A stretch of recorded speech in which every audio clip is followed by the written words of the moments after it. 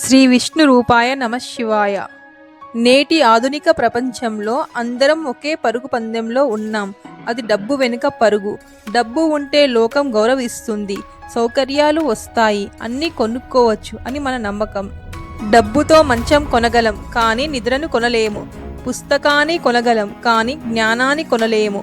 మరి జీవితానికి అసలైన అర్థం ఇచ్చే సంతోషం ఎక్కడ ఉంటుంది?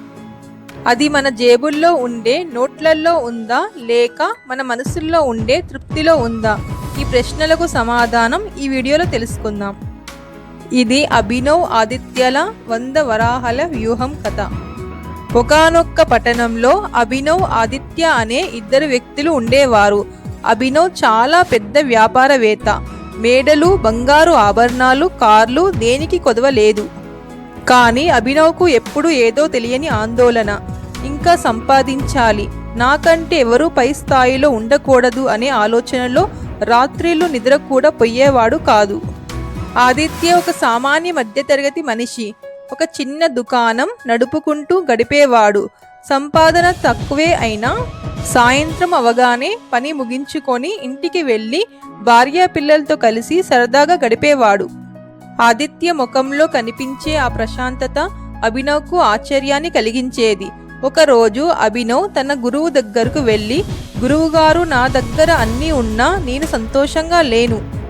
కానీ ఆ ఆదిత్య అంత తక్కువలో ఎలా నవ్వుతూ ఉంటున్నాడు అని అడిగాడు.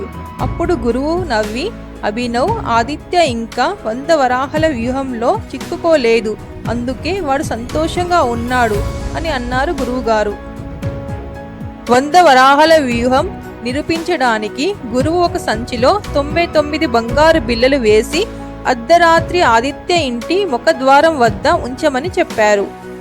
మరుసటి రోజు ఉదయం ఆదిత్యకు ఆ సంచి దొరికింది. బంగారు బిళ్ళలు చూసి మొదట ఎంతో సంతోషించాడు. కానీ వాటిని లెక్క పెట్టినప్పుడు 99 మాత్రమే ఉన్నాయి.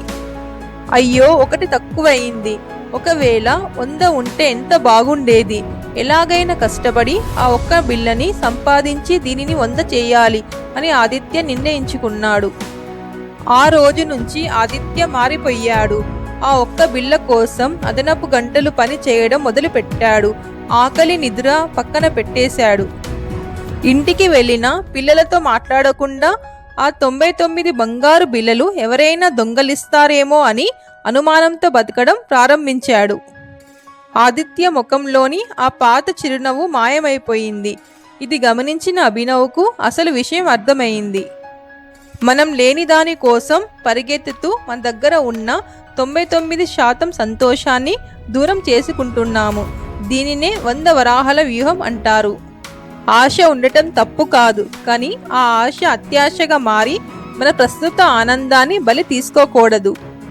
డబ్బు అనేది జీవితాన్ని గడపడానికి ఒక సాధనం మాత్రమే కావాలి, అదే జీవిత గమ్యం కాకూడదు. అవసరాన్ని మించి ఆశ మన దగ్గర ఉన్న ఆనందాన్ని కూడా హరించి వేస్తుంది. మన దగ్గర ఎంత ఉంది అన్నది కాదు, ఉన్న దానిలో మనం ఎంత సంతృప్తిగా ఉన్నాం అనేదే మనల్ని నిజమైన ధనవంతుల్ని చేస్తుంది. డబ్బు మిమ్మల్ని ధనవంతుణ్ణి చేస్తుంది, కానీ సంతృప్తి మాత్రమే మిమ్మల్ని సంతోషవంతుణ్ణి చేస్తుంది. Thank you for watching my video. ఈ వీడియో కనుక మీకు నచ్చినట్టయితే ఈ డివైన్ తెలుగు భక్తి ఛానల్ని లైక్, షేర్ అండ్ సబ్స్క్రైబ్ చేయండి. శ్రీ మాత్రే నమః.